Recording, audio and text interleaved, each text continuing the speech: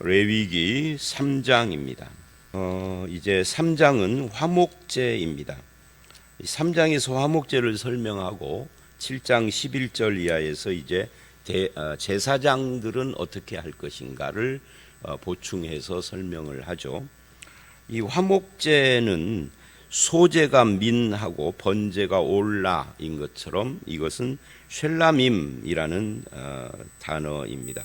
이 쉘라밈 그게 화목제인데 다른 제사는 다 단수인데 이 화목제는 쉘라밈 해서 밈이라고 그 히브리어는 단어의 끝이 이렇게 하고 닫아지면 그게 복수입니다. 우리가 들 하듯이 그들은 밈 또는 임 뭐 이렇게 입을 다물죠.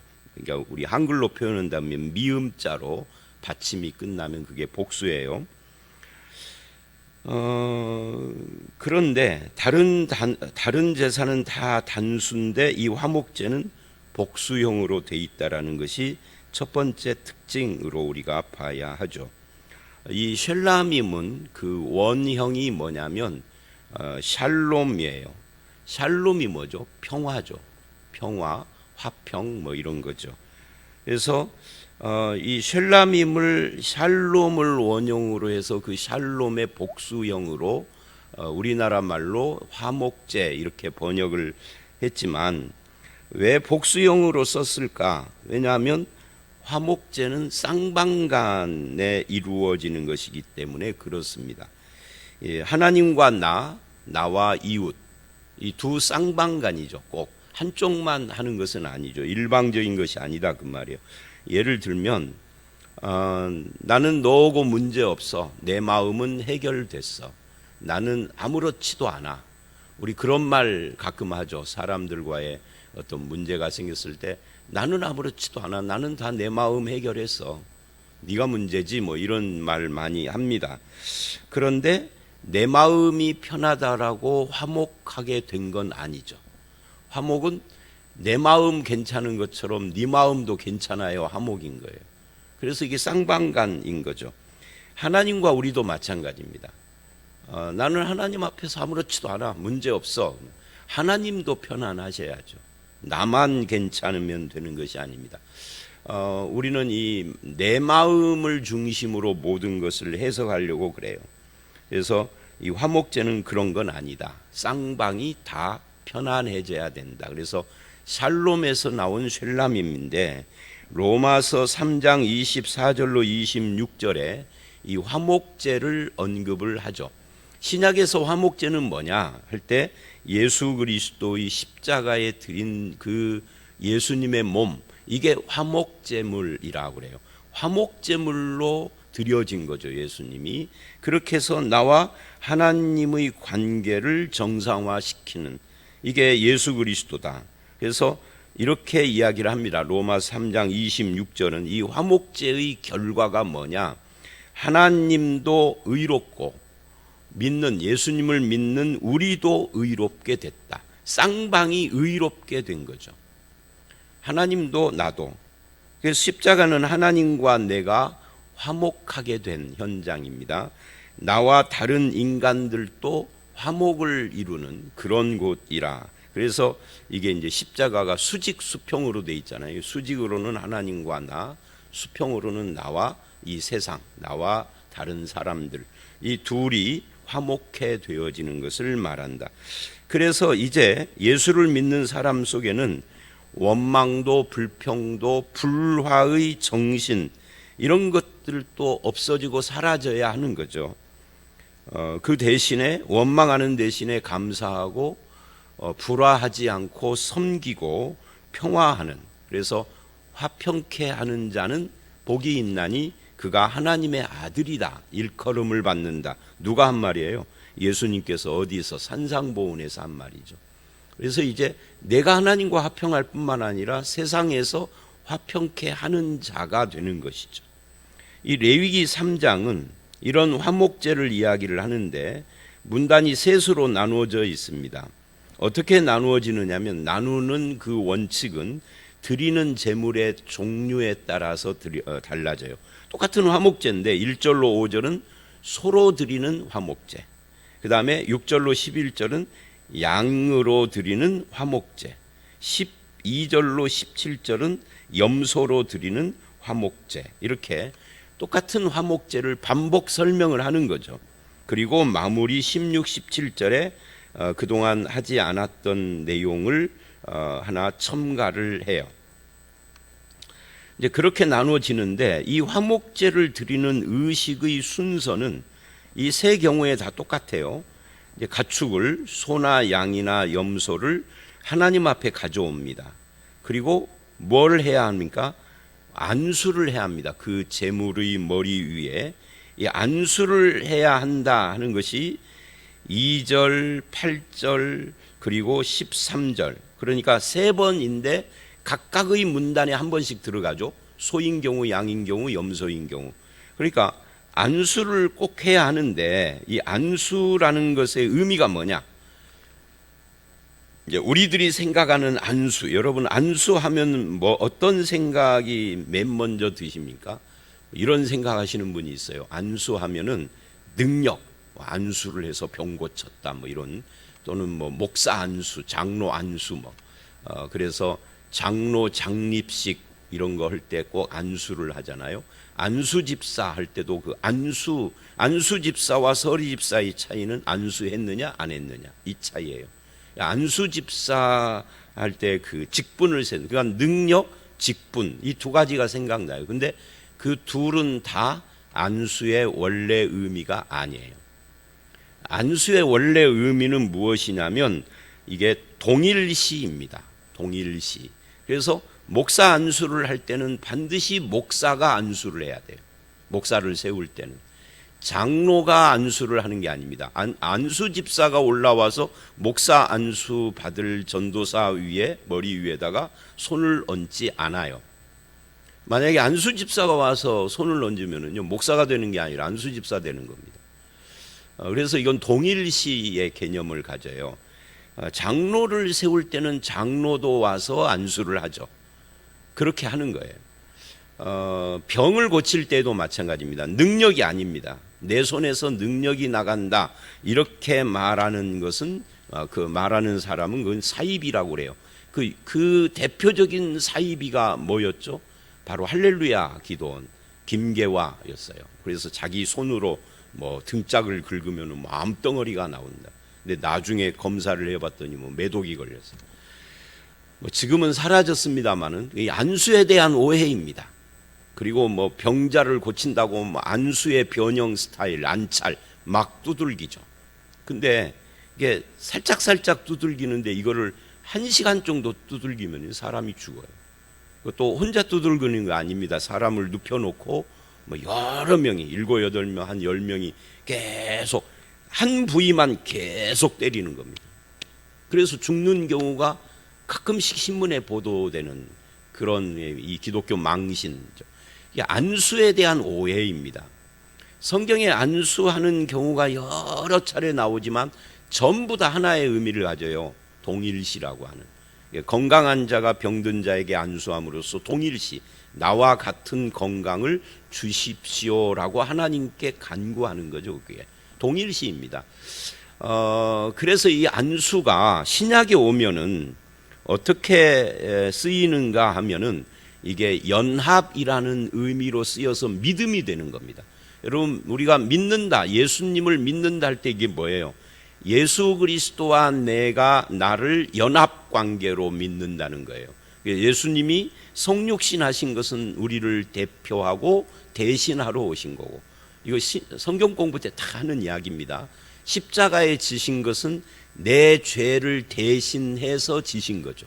예수님이 부활하신 것에 연합하여 내가 하나님에 대하여 살고, 어디 나오는 거죠? 로마서 4장 20절로 25절에 나오는 거죠.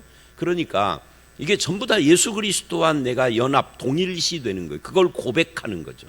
그래서 예수의 죽음이 나의 죽음이 되고 예수의 부활이 나의 영적 부활이 되는 거죠. 재림 때는 몸이 부활하는 거고, 예수님이 하늘에 앉아 계시는데 승천하셔서 우리도 하늘에 함께 앉았다. 어디에 나오는 이야기예요? 에베소서 2장 6절에 나오는 이야기입니다.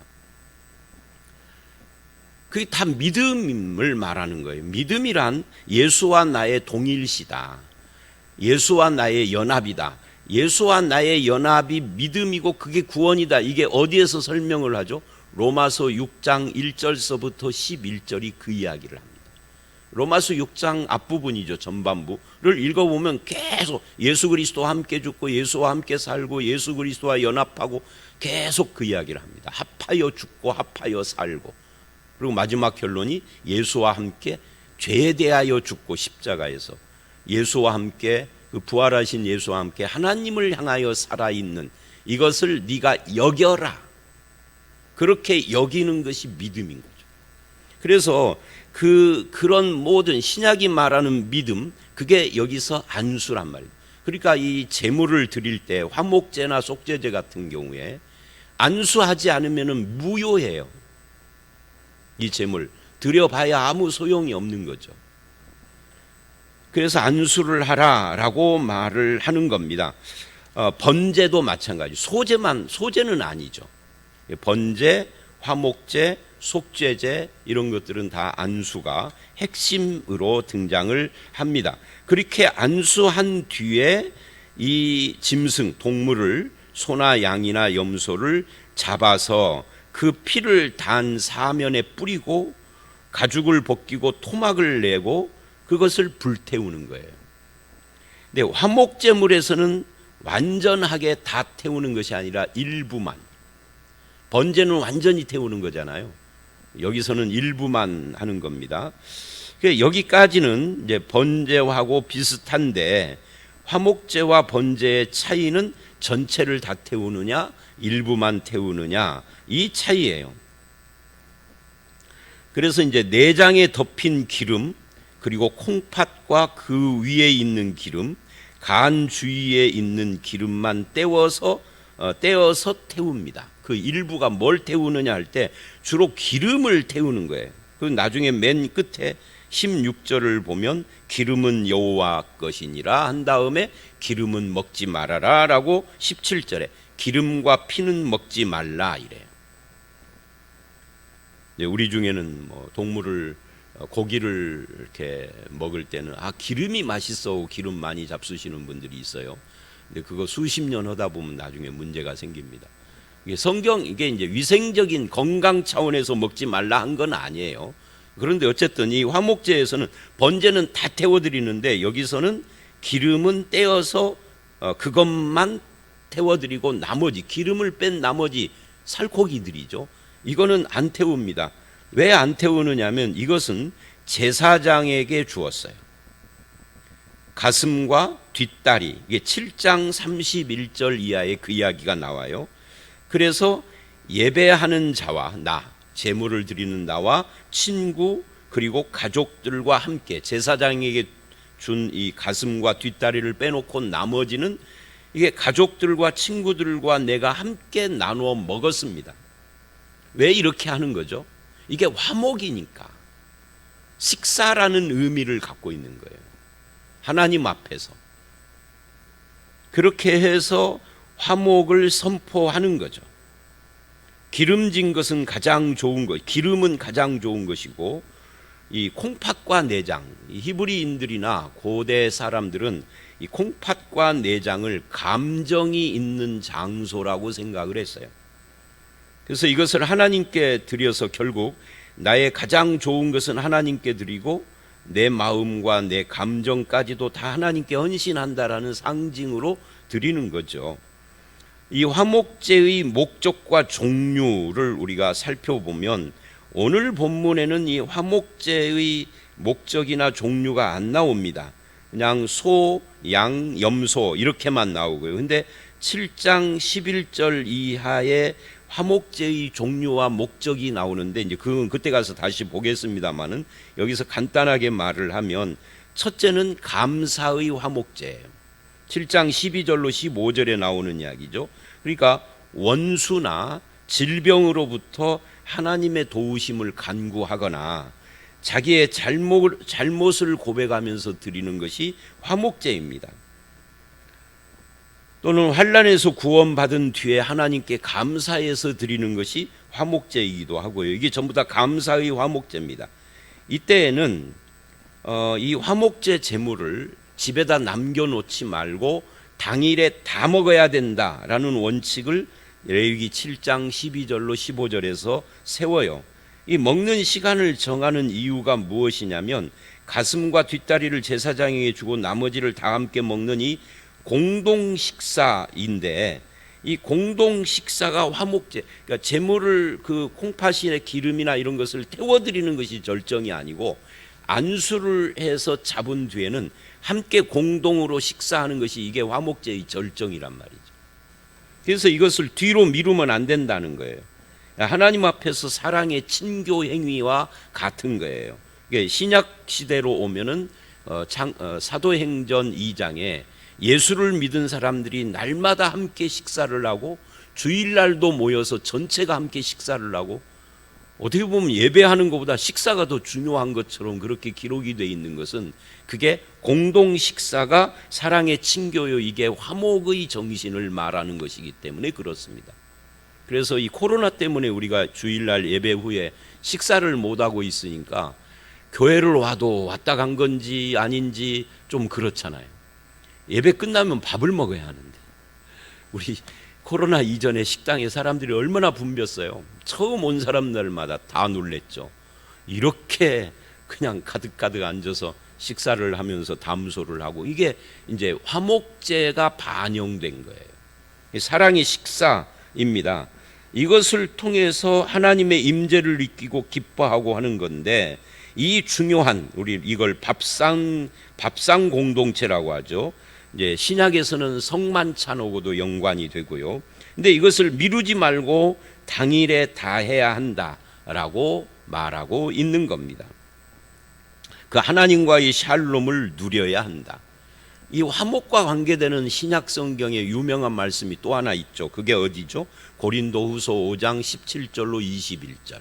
17절에 예수 안에서 너희는 새로운 피조물이라 새 것이 되었다 한 다음에 18절서부터 21절은 뭘 말을 해요? 화목의 사신이다라고 말을 해요. 새로운 피조물, 구원받은 자는 화목의 사신으로서의 삶을 살아야 한다는 그런 의미이죠. 그래서 이 공동 식사는 일종의 잔치이기도 합니다. 샬롬, 감사, 샬롬의 이 평화의 감사죠. 샬롬의 확산을 말하는 것이기도 하고요. 그래서 이게 감사의 화목제. 그 다음에 또 한 가지 화목제가 있어요. 그건 무엇이냐면 레위기 7장 16, 17절을 보면 서원제, 서원의 화목제입니다. 내가 어려운 일을 만나 하나님의 도움을 구하면서 서원을 약속을 하는데, 그것이 이루어지면은 화목제를 드리는 겁니다. 예를 들면 창세기 28장 20절 이하에 야곱이 도망가다가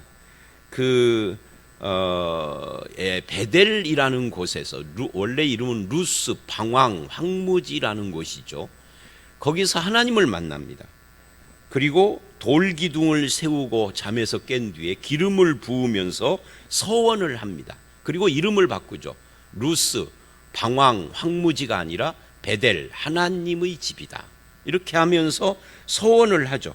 하나님이 나와 함께 계셔서 돌아오게 하면 내가 11조를 드리고 어쩌고 하면서 서원을 하는데, 물론 그것을 이 야곱은 못 지키고 나중에 돌다가 나중에 거기를 갑니다마는, 그런 것이 이제 여기 레위기에 와서는 화목제 속에 들어와서 서원의 화목제가 되는 거예요. 그 다음에 세 번째 화목제는 무엇이냐면, 이거는 낙헌제라고도 부르고 자원제라고도 부르는 화목제예요. 화목제의 세 종류 중에 마지막이죠. 이거는 자원제, 낙헌제인데 기쁨과 감사가 충만해서 드리는 이 화목제입니다. 그래서 감사의 화목제, 서원의 화목제, 자원의 화목제 또는 낙헌제, 이렇게 세 가지의 화목제가 있습니다. 이 화목제를 통해서 하나님과 화목, 사람들과의 화목을 추구하는 그런 사랑의 공동체를 이루는 거죠. 하나님과의 화목은 구원이고 사람들과의 화목은 우리들 가운데 임한 하나님의 샬롬을 함께 공유하는 그런 의식을 이야기를 하는 겁니다. 자, 여기까지가 이 화목제에 대한 설명인데요. 나중에 16절 17절에 이는 화제로 드리는 음식이요.